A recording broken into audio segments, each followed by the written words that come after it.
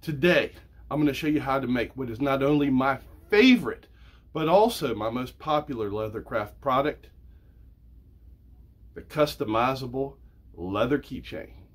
I'm even going to show you 3 different ways of making it. So, if you have absolutely no leather working skills at all, you could get started today with leather crafting. If you pay attention and don't skip around, I'll also show you how to get my free PDF leather pattern for this project. Welcome to Big Stacks Small Workshop. First, let's cut off the leather we need with this fancy dancy leather cutting knife, which you probably already have at home. You're going to want to use at least a 5-ounce veg tan leather for this project, since we're going to be making impressions in the keychain. This is by far the least expensive way to make this project. If you have a hammer and a utility knife, all you're going to really need is about $25 to spend on some extra leather working tools. Check on the Amazon links in the description below for a complete list of all the tools that I'm using. Now get ready. The first keychain you're going to cut out is going to look pretty sloppy. Keep trying and practicing cutting them out. Before you know it, they are going to come out looking great. Take your time and always use a fresh blade when starting a new project. Use scissors to cut out your desired size from the free leathercraft template I'll provide for you. After you've cut it out, tape it down to your leather using packing tape. Or, if you follow the advice from previous videos I've done, you can glue your template to thin cardboard and trace around it. Use the same fancy knife to cut the keychain out of your leather. For best results, keep the knife straight up and down as you cut. Using the template, mark your punch holes with a scratch awl or ice pick. Use a punch to cut 2 holes in your leather. Whoa, whoa, whoa, whoa, Slick! You're going to ruin your cutting mat that way. Always use a poundo board or something else hefty behind your leather so you don't mar up your cutting mat. Much better. Notice how I use the punch to make a slight indentation and make sure my punch is centered with my mark before I cut the hole. This will save you a lot of frustration and wasted leather. You can use sandpaper or an emery board if your edges need a little bit of a touch-up. Wet your leather really good and get ready for the best part of making these keychains. You can customize them with any craft tool stamp you can find. Early on in my leatherworking career, this was a great way to make personal gifts for friends without having to spend a lot of money, since these stamps are only about $4 each. If you have a 3D printer, you can even make your own custom leather stamps. When your leather looks like the surface is fairly dried out, you're ready to start stamping. Put a really solid object like granite or steel underneath your keychain so you're able to make a good impression. If you don't have this, a plastic cutting board should suffice for the time being. Do me a favor, if you're enjoying this video, tap on that little thumbs up down there, give it a like, so YouTube can share this video with people exactly like you. We're going to put a nice finish on this stamp keychain here in a little bit, but first, let's look at 2 other ways that we can make this project. The second is my absolute favorite way of making it. It's using a leather die cutter. Leather dies aren't super cheap, so what I like to do is to start with one that's from overseas. I found them on Amazon and Etsy, and you may have to wait a month or so before they arrive. The steel on them will eventually wear down, but that takes a long time. So between now and then, you'll have plenty of projects you can make with these leather cutting dies. If you have about $200, you can get a very inexpensive leather cutting die, an arbor press, and a couple of steel plates to help you out. Again, I'm going to have Amazon links down in the description below so you can check out everything. I keep my leather dies in bags with wood shavings. The shavings will help absorb moisture from the air and should keep your die cutters from rusting. You can also use silica gel packs, but I've found that they make food taste great when I sprinkle it on top, so I rarely have any extra silica gel packets lying around. Whoa, whoa, whoa, that was a joke. That was a joke.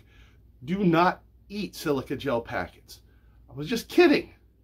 It even says right here, Throw away, do not eat. So this is your friendly Big Stacks PSA of the day. Kids, don't eat silica gel packets. No, no, no. I like to place a small piece of plastic cutting board under my die cutter to keep from dulling the blades. You can get a regular size cutting board and get a friend with a table saw to cut it down to size for you. By using steel plates when cutting with dies, you can create a solid surface and you're able to spread the force of the arbor press out over the whole cutting die. Once everything is in place, pull the handle of your arbor press down and give it a decent amount of force. If you find you need more force, you can always put in a longer steel rod for your handle.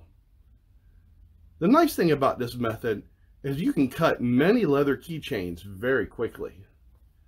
It even punches the holes perfectly for you. You'll have one after another, after another, after another. I've gotten to a groove and cut almost 100 or so leather keychains at one time before.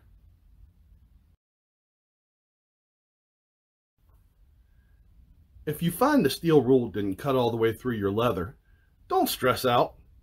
Just put it back in the arbor press and give it a little bit more pressure. Every once in a while you might screw up and not have the die cutter on the leather in the perfect position. Just chalk it up to experience, toss the scrap, and move on. Wow! One small piece of leather can make a lot of keychains. This is the lazy man's way of making a keychain, and I can be very lazy sometimes. Again, this is my preferred method of making this project.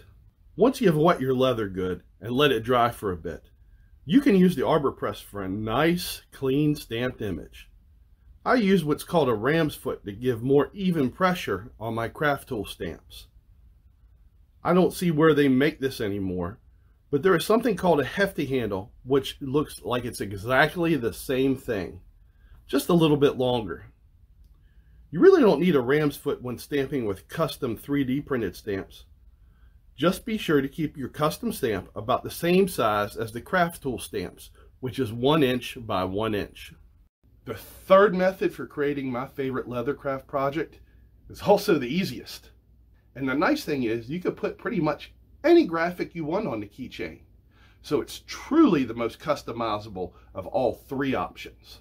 Even though a laser engraver is going to be the most expensive way to make this project, you could really get a budget laser engraver for under $400.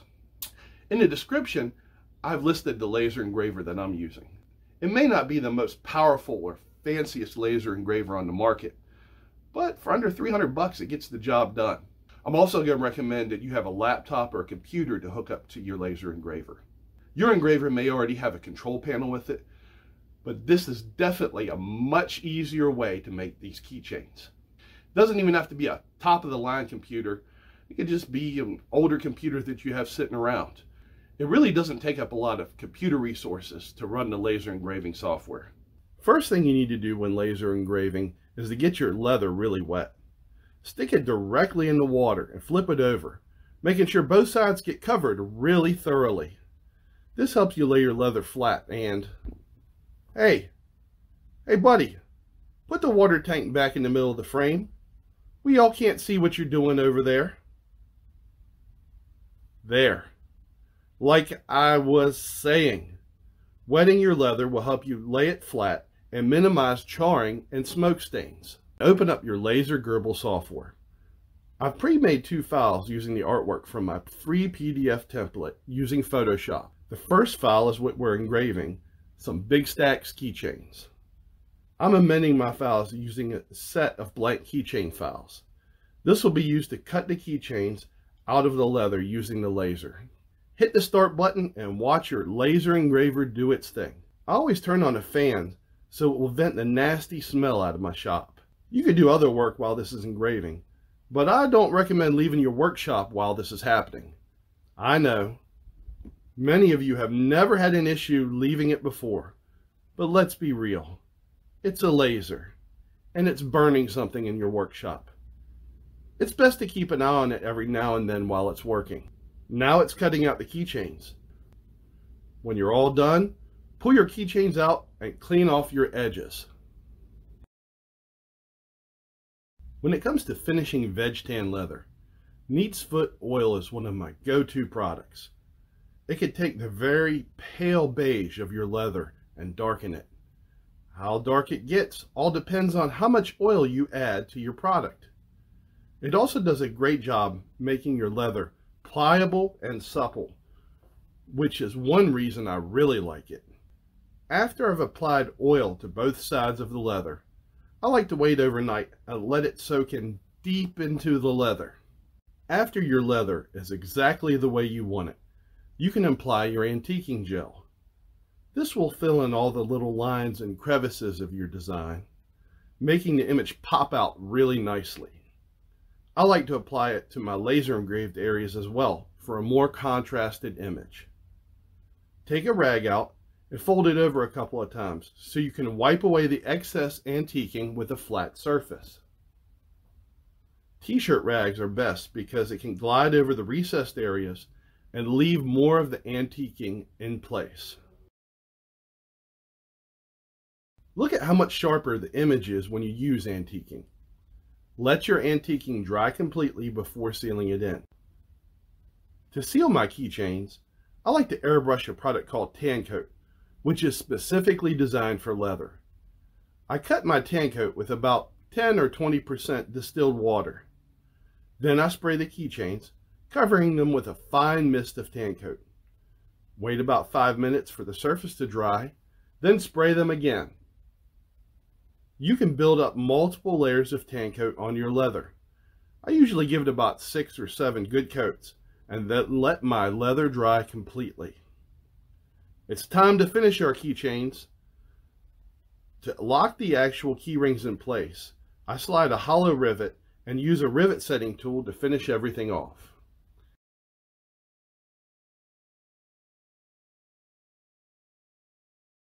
Keep your tool as perpendicular as possible and hit it a few times with a solid hammer or mallet.